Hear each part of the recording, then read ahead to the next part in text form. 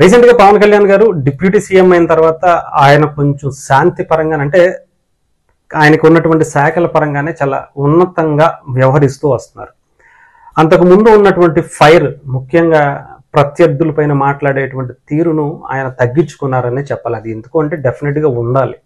ఎందుకంటే అప్పటి వరకు వేరు, అధికారంలోకి వచ్చిన తర్వాత చాలా వరకు ఆయన తగ్గించుకుని మాట్లాడుతున్నారు. కాకపోతే దాన్ని చాతగానితనంగా తీసుకుని కొంతమంది వైఎస్ఆర్సీపీకి సంబంధించినటువంటి జగన్మోహన్ రెడ్డి గారు కావచ్చు, అంబటి రాంబాబు గారు కావచ్చు, కొంతమంది రోజా గారు కావచ్చు, నిన్న కూడా ఏదో ఒకటి మాట్లాడుతున్నారు.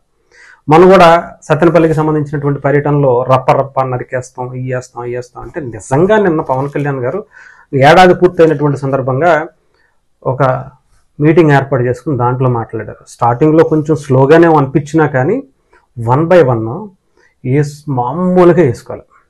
అది కూడా ఎక్కడ హై పిచ్తో కాకుండా చాలా లో పిచ్తోనే ఒక్కొక్కరిని నిజంగా చెప్పాలంటే తాట తీసి వదిలిపెట్టారు.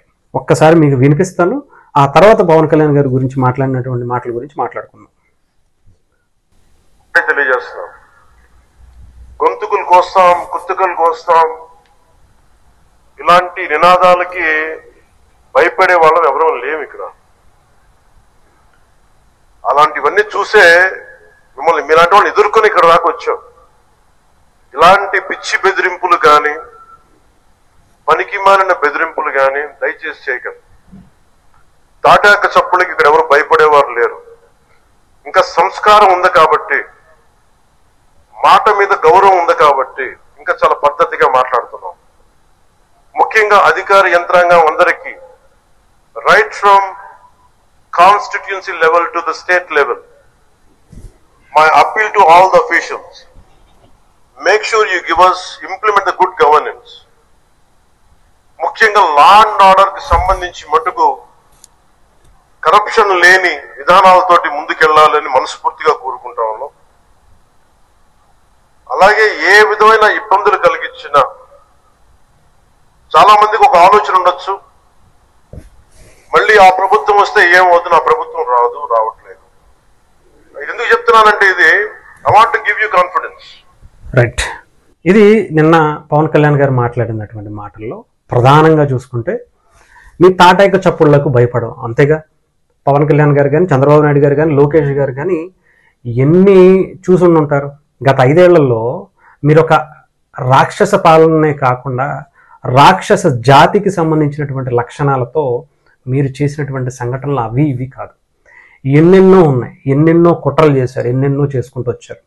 అవన్నిటికీ భయపడకుండా బలంగా నిలబడి పోరాడి ఏం చేస్తారో చేసుకోండి, ఏం అది చేసుకుంటారో పిక్కోండి అన్నట్టుగానే చెప్పుకుంటూ వచ్చారు.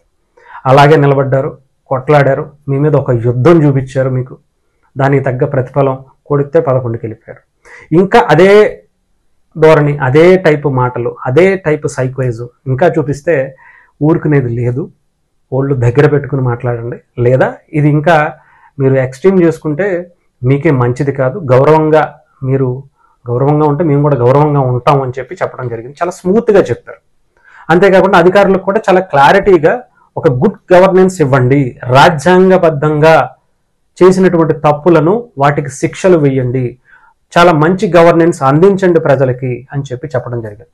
ఫుల్ కాన్ఫిడెన్స్లో వాళ్ళకి ఇంకొక మాట చెప్పింది ఏంటంటే, మీకు ఏదన్నా భయం ఉండొచ్చు, వాళ్ళ మీద సంబంధించినటువంటి వాళ్ళు మిమ్మల్ని ఎవరినన్నా బెదిరిస్తారు. జగన్మోహన్ రెడ్డి గారే బెదిరిస్తున్నాడు. 7 సముద్రాల అవతల ఉన్నా సరే తీసుకొచ్చి గుడ్డలు ఉడదీస్తాను అని చాలా చాలా దారుణంగా మాట్లాడుతున్నాడు.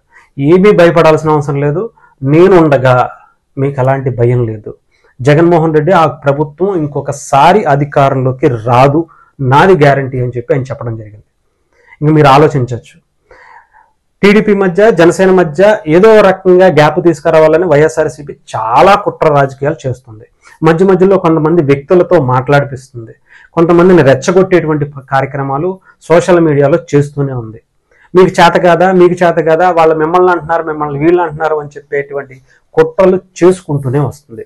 ఇక్కడ పవన్ కళ్యాణ్ గారు కానీ, చంద్రబాబు నాయుడు గారు కానీ, లోకేష్ గారు కానీ చాలా బలంగా నిలబడుతుంది. ఏంటంటే ప్రజల కోసం మనం నిలబడాలి. ముఖ్యంగా చంద్రబాబు నాయుడు గారు ఇప్పుడున్నటువంటి 5 ఏళ్లలో చంద్రబాబు నాయుడు గారు అంటే ఒక అద్భుతమైనటువంటి విజనరీకి, సీనియారిటీకి ఉన్నటువంటి ప్రతీకగా మనం చూపించాలి. తరతరాలు చంద్రబాబు నాయుడు గారిని పేరుని చెప్పుకోవాలి, గర్వంగా ఈయన మా సీఎం అని నినాదించాలి అని ఆయన బలంగా కోరుకుని ఆయన ప్రతి పనిలో కూడా అంత అద్భుతమైనటువంటి దీర్ఘకాలిక ఆలోచనల్ని రేపటి తరానికి అందించడం కోసం, ఆంధ్రప్రదేశ్ ఫలాలు అన్ని వర్గాలకు అందడం కోసం చాలా బలంగా పనిచేస్తున్నటువంటి వ్యక్తి. దీంట్లో ఎటువంటి సందేహం లేదు. అటు లోకేష్ గారు కూడా మనం కలిసి ఉండాలి, నా అన్న సమానుడు అని చెప్పి ప్రతి సందర్భంలో చెప్పుకుంటూనే వస్తున్నారు. ఎందుకంటే వాళ్ళిద్దరూ మెయిన్ కలిసి ఉండటం అనేది కూటమికి ఒక్కటే కాదు, రాష్ట్రానికి, రాష్ట్ర ప్రజలకు చాలా అద్భుతమైనటువంటి అవకాశం. దానికి ఎక్కడ ఏది జరిగినా సరే పవన్ కళ్యాణ్ గారు పదే పదే చెప్పుకుంటూ వస్తుంది ఏంటంటే ఒక బలమైనటువంటి సంకేతాన్ని పంపిస్తున్నారు. ప్రజల్లోకి కావచ్చు, అధికారుల్లోకి కావచ్చు, అధికార యంత్రాంగానికి. ఎందుకంటే మీరు ఎక్కడా భయపడాల్సిన అవసరం లేదు. మేము ఎట్టి పరిస్థితుల్లో బయటకు అంటే విడివిడిగా ఉండము, మేము కలిసే ఉంటాము, ఎన్నైనా చేసుకొని ఉండి. జగన్మోహన్ రెడ్డి విషయం దగ్గరికి వచ్చేపాటికి మేమిద్దరం ఒక్కటే అని చాలా బలంగా నిలబడుతున్నారు. ఎందుకంటే ఆయన మళ్ళీ అధికారంలోకి వస్తే రాష్ట్ర ప్రభుత్వం, రాష్ట్ర ఖజానా కావచ్చు, రాష్ట్ర అభివృద్ధి కావచ్చు వెనక్కి వెళ్ళిపోతుంది. ఇది చాలా బలంగా అటు అధికారులకు చెప్పడంతో పాటు వైఎస్ఆర్సీపీకి చుక్కలు చూపించేటువంటి పని కూడా పెట్టుకున్నారు. ఇంకా మనం అవసరం లేదు, మీరు ఇంకా తట్టా బుట్ట చదువుకొని మీ సిమెంట్ ఫ్యాక్టరీనో టీవీ ఛానల్లో లేకపోతే సాక్షి పేపర్ లేదా ఇంకొకటి ఉన్నటువంటి ఏదో ఒకటి బిజినెస్ చేసుకుంటూ ఆ బెంగళూరులో ఆ ప్యాలెస్లో ఉంటే సరిపోతుందయ్యా, మీరు ఆంధ్రప్రదేశ్కి రానవసరం లేదు అనేది చాలా బలంగా చెప్తున్నారు. అంతేకాకుండా ఆంధ్రప్రదేశ్కి వచ్చేటువంటి కంపెనీలకు, పెట్టుబడిదారులకు పెట్టాలనే ఆలోచన ఉన్న వాళ్ళందరికీ కూడా రెడ్ కార్పెట్తో చాలా బలమైనటువంటి సంకేతాలు రాష్ట్ర ప్రభుత్వం నుంచి లోకేష్ గారు, చంద్రబాబు నాయుడు గారు, పవన్ కళ్యాణ్ గారు పదే పదే పంపిస్తున్నారు. మేమిద్దరం విడిపోతేనే వేరేది వస్తుంది అనే ఆలోచన ఉంటుంది, మేము విడిపోము, మేము కలిసే ఉంటాం, మీరు రండి పెట్టుబడులు పెట్టుకోవడానికి అని చెప్పి ఆహ్వానం అందిస్తున్నారు. అలాంటిది వీళ్ళిద్దరి మధ్య ఏం చేసుకోవాలనుకున్నా నిజంగా పవన్ కళ్యాణ్ గారిలో మరొక అద్భుతమైనటువంటి స్పీచ్ నిన్న కనిపించింది. హ్యాట్స్ ఆఫ్ చెప్పాలి నిజంగా పవన్ కళ్యాణ్ గారికి. ఎన్నున్నా కానీ ఆయన పార్టీని ఆయన తగ్గించుకుంటూ అనేక సందర్భాల్లో వాళ్ళ కేడర్ ఇబ్బంది పడుతున్నా, వద్దు అంటున్నా, ఏదేమైనా సరే మనం మీకు మీ సొంత విషయాల గురించి, పార్టీల గురించి, వ్యక్తిగత ప్రయోజనాల గురించి కాదు నేను ఆలోచించేది. మహా అయితే ఒక 1,00,000 మంది ఉంటారేమో పార్టీకి సంబంధించిన, 10 లక్షల మంది ఉంటారేమో, కానీ రాష్ట్రం నాశనం అయిపోద్ది.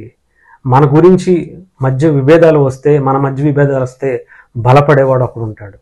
దాన్ని అసురుగా దానికి అనుకూలంగా తీసుకుని ఇష్టం వచ్చినట్టు చేసేవాళ్ళు ఇంకొకళ్ళు ఉంటారు. దానికి మనం వద్దు అని చెప్పుకుంటూనే కేడర్కి సముదాయించుకుంటూ అందరికీ న్యాయం జరిగేలాగా, రాష్ట్రానికి పెట్టుబడులు, రాష్ట్రానికి మంచి అద్భుతమైనటువంటి ప్రగతి, అభివృద్ధి అన్నీ జరిగేలాగా ఆయన తీసుకుంటున్నటువంటి నిర్ణయాలు, దానికి చంద్రబాబు నాయుడు గారు, లోకేష్ గారు చాలా బలంగా ముగ్గురు కలిసి ఉండటం అనేది రాష్ట్రానికి అవసరం. దయచేసి ఇది అటు జగన్మోహన్ రెడ్డి గారు, వైఎస్ఆర్సీపీ కూడా చాలా క్లారిటీగా అర్థమవుతుంది. ఇవన్నీ చేసినా సరే మనకి ఇది అవ్వదు అనేది వాళ్ళకి తెలుస్తుంది, కానీ ఏదో ఒక విధంగా చేసుకోవాలి కదా అనేది వాళ్ళకు ఉన్నటువంటి ప్రధానంగా తెలిసినటువంటిది. శవరాజకీయాలకి ఎక్కువగా పెద్దపీట వేసుకుంటూ దానికి సంబంధించినటువంటి యాత్రలు, ఎవరన్నా పోతే బయటకు రావాలి, లేదంటే ఎవరినన్నా లేపేసి బయటకు రావాలి, లేదంటే వస్తే ఎవరినన్నా చంపేసి మళ్ళీ బయటకు రావాలి. ఇదే వాళ్ళకి సంబంధించినటువంటి సిద్ధాంతాలు. సో దాంట్లో భాగంగానే వాళ్ళు చేసుకునేటువంటి కార్యక్రమాలు. ఏదేమైనా సరే చాలా ఫుల్ క్లారిటీతో పవన్ కళ్యాణ్ గారు కూటమికి ఇచ్చినటువంటి, ఆ కూటమి నుంచి ప్రజలకి, అధికారులకు ఇచ్చినటువంటి భరోసా చాలా అద్భుతంగా అనిపించింది.